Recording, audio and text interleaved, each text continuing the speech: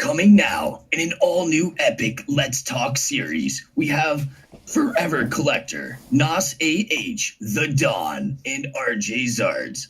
Stay tuned for an epic series discussing EX and WotC in an all new fashion. Here we go. Let's talk.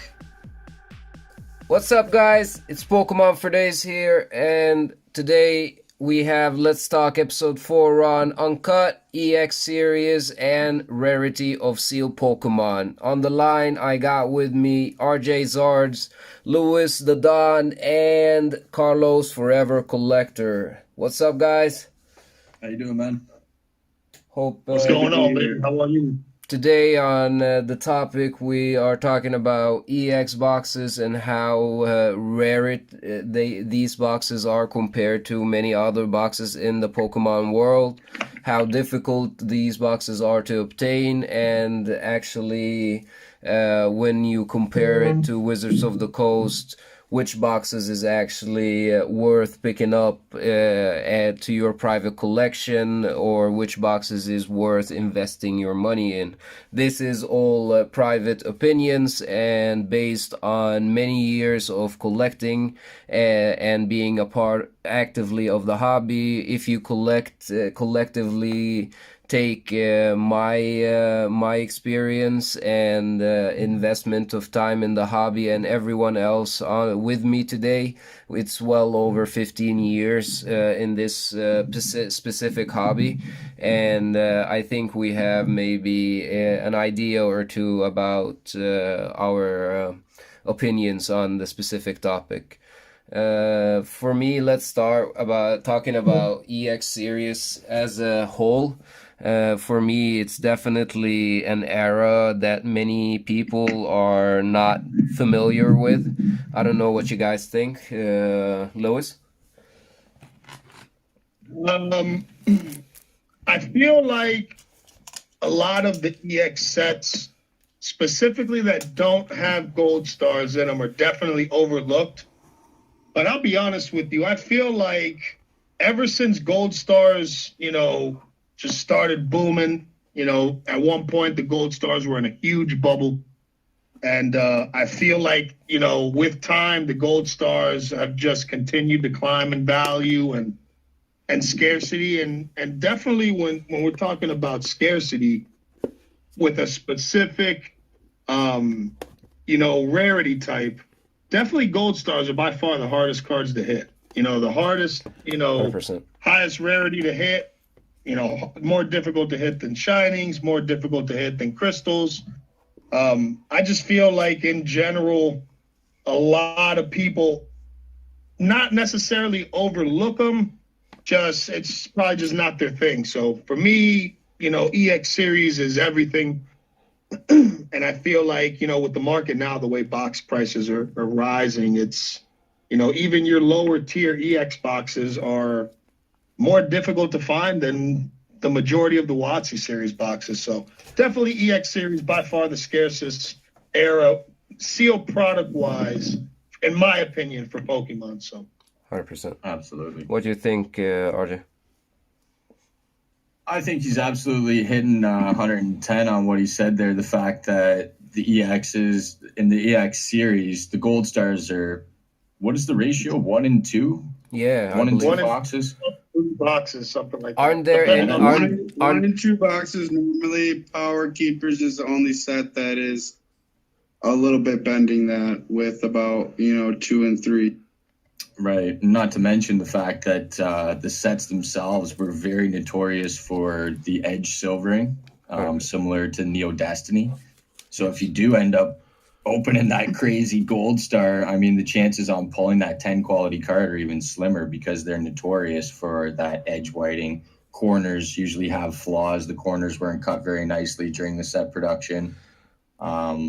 So that's a big thing. And they seem very difficult on the gold stars when grading them as well. I've graded several different gold stars in different calibered conditions, and it seems the level of scrutiny is different each time. You know what I mean? One would receive a 9 in some situations, and other times it receives a 7 just because they're very harsh on the gold stars.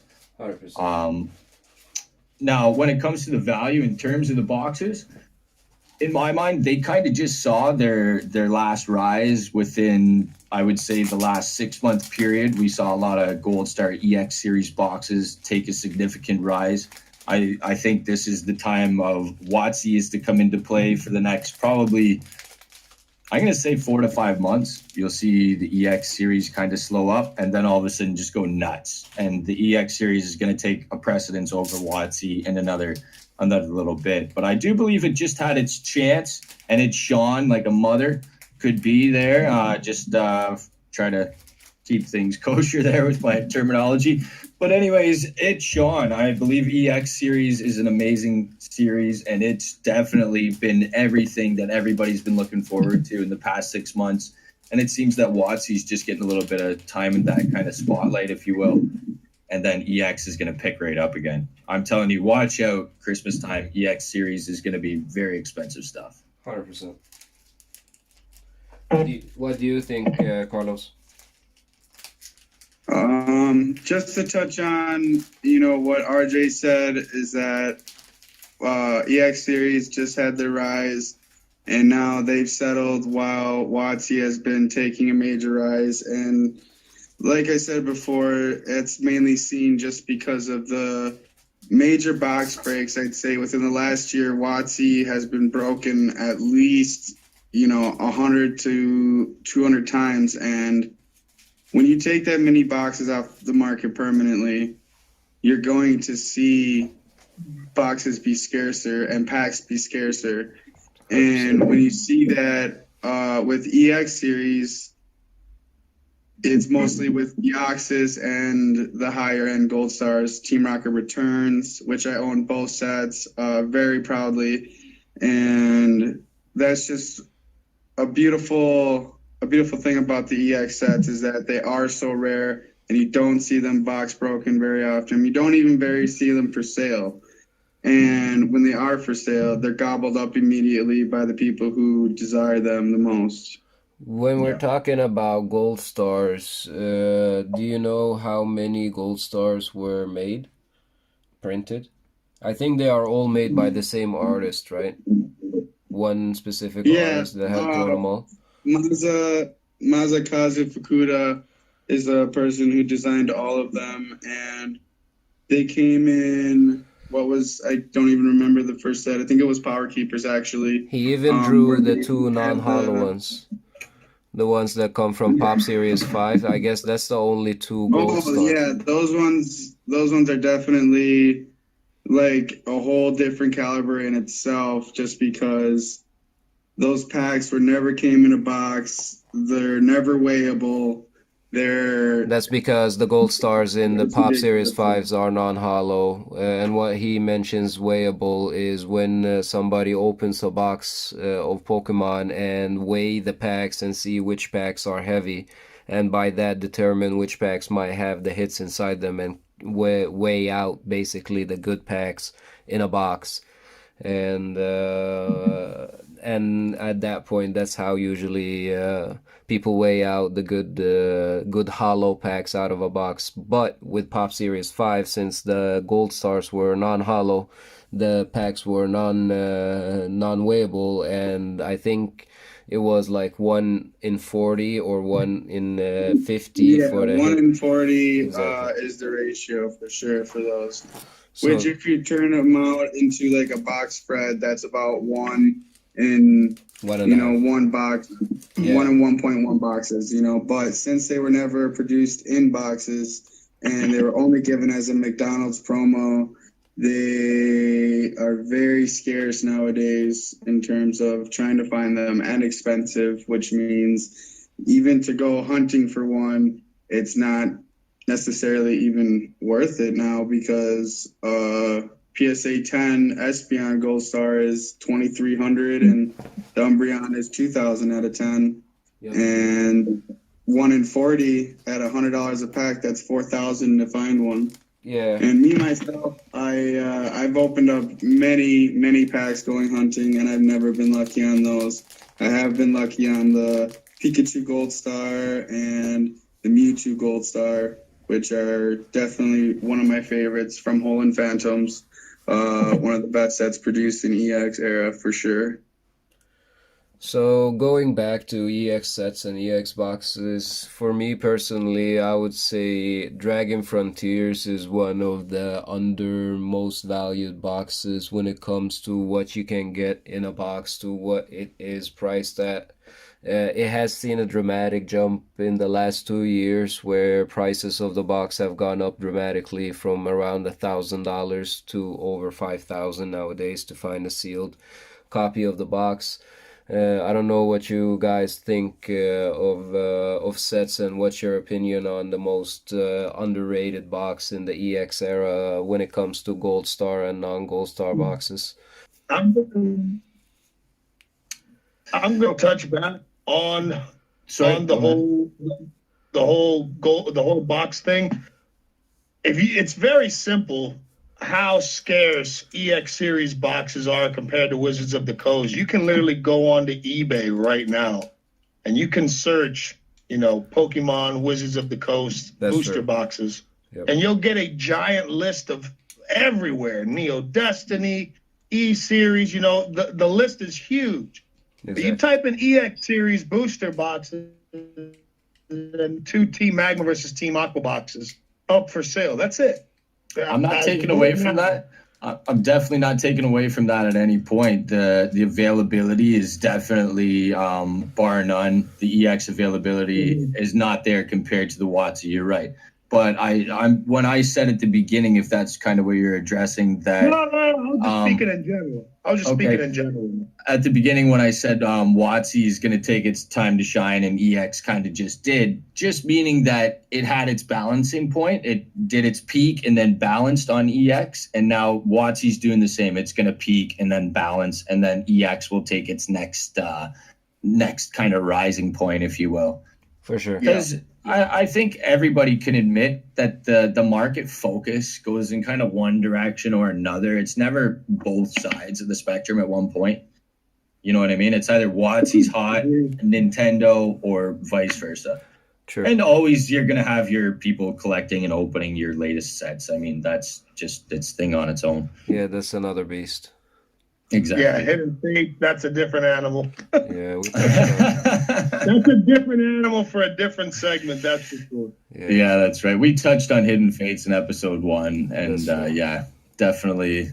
You can literally see now that the PSA report on the PSA 10 on that card is now being tremendously huge. It's one of the only times I've ever seen a card go from 0 to 100 real quick. Like, it's have been tremendous how many PSA 10s have popped up on the pop report on the Charizard Shiny GX from Hidden Fates, and let alone the huge amount of black label black label 10s out there from Beckett from this card as well. It's just insane to see how quickly it came out to the market. We're going to continue to see volatility on that card as well. Unfortunately, that is a very long point from a stabilizing act on that card. The print run on it was tremendous though. It was amazing.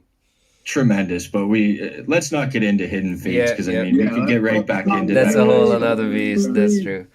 But yeah, I'm tired of Hidden. What would you think the next box to bloom, let's say that way, in the EX era, from the EX era, and specifically when you're gonna mention EX boxes, why we specifically take EX boxes into consideration is it's not a known knowledgeable fact that everyone in the community knows. But when you compare print runs of the specific times of Pokemon as a whole, EX era was definitely one of the lowest printed era of Pokemon in general because of popularity, the time they got printed, the 2008 financial crisis, and what happened before that in Pokemon. And let alone Nintendo took over Pokemon, they changed everything. 100%. The first 2 sets, they tried to sort of copy a little bit of the blueprint of E series with the different border design, but then it just transformed into a totally different animal. Especially, that's why Team Rocket Returns. It is what it is. It's the Lads, first EX set. It's the first EX set to introduce gold stars. That's huge. When you what have a happened- set that first, Sorry, it's go ahead. huge. Oh yeah, but I think you know, Skyridge, the end of WotC as well as early Nintendo era got printed in a rough time in the world, and unfortunately, that I guess that's good for its value during today's market and all. But we would have seen a lot more produced by Pokemon. We would have seen a lot more people opening the packs. We would have seen a lot more boxes produced. There's a worldwide recession that started in 2004 and didn't end until late 2008 officially, right? So this set production happened during all that era. Yep. You know, it's not the set's fault. And you have Set to is put made- and you have to put in continuation to what you said right now is that you have to see the market before there was a community and after there was a community. And what I'm talking about is Facebook, Instagram, YouTube, eBay, where actually the market bloomed and everybody was starting to pick up their old collections out of the cabinets and finding their old cards and starting to fall in love back to the hobby and feeling that nostalgia That's right. hit over again. Because we're talking now in a market where you have everything can be reached to so many people so quickly, and back then the information was limited, and until today, because of the fallout 1000. between Wizards of the Coast and Pokemon, we don't know any specific information about print runs, like for example Wizards of the Coast have for Magic the Gathering and revised list, for example. There we know specifically that they printed 1100 cards of every card in that specific era. But in Pokemon, we don't really know what the print runs and what the number specifically was for base set. We can just guesstimate on what that speculation is what drives it in general, though, 100%. right? I believe if we had a report on that this whole thing would be entirely different, and it might not be good. What people have used is actual numbers that Pokemon released back in the days and how many copies they have. For example, they released 1 million. After 2 weeks of releasing the 2-player starter deck, they had already sold 1 million copies. That should give you an idea of how many first edition Machamps there's out there. You know what I mean? Like it's insane.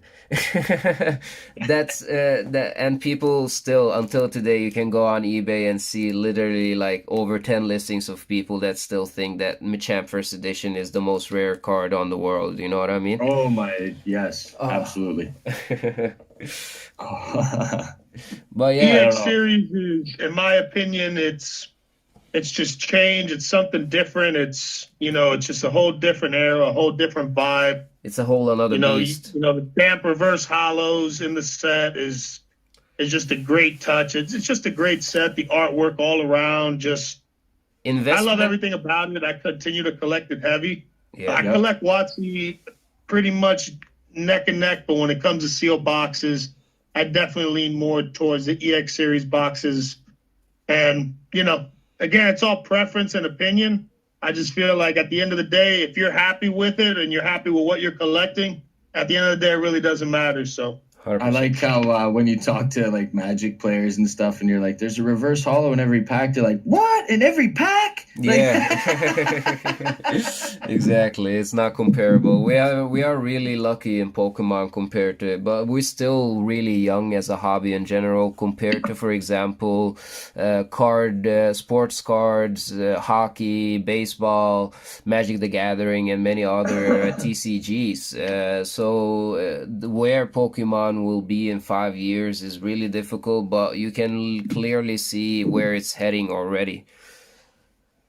It's huge. Absolutely. I think we'll get into that for another topic. Never mind. And I was going to touch on the more underrated sets of EX series, I'd say EX Ruby Sapphire, the first set produced for EX, was definitely the most underrated, in my opinion, just because there was so much heavy hitters in there, and they introduced the EX like cards that were like tougher and had better attacks and better effects and abilities.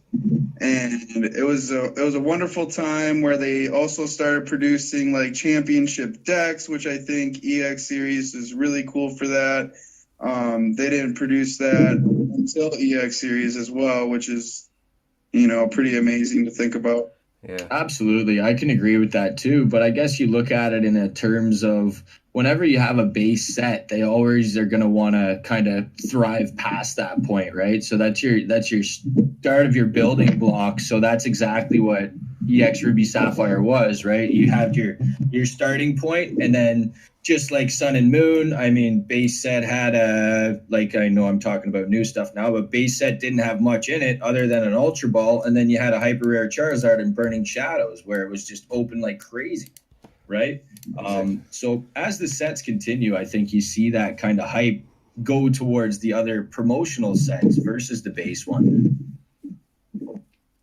That's well, you can already see it right now where the EX sets on general, even the non-gold star sets are starting to pick up on average as high as the entry base boxes on Wizards of the Coast side. So you're literally looking at least 25 to 20, $22 to $2,500 to pick up your entry boxes on EX, just like on the Wizards of the Coast side, just like Jungle Fossil. You will have your hidden legends, and what other sets would you say is an entry box in the EX side?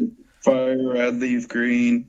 I'd say That's a spicy Ruby box. Sapphire is the cheapest as of right now. I think its last sold is at like 1,600, and there is no listings.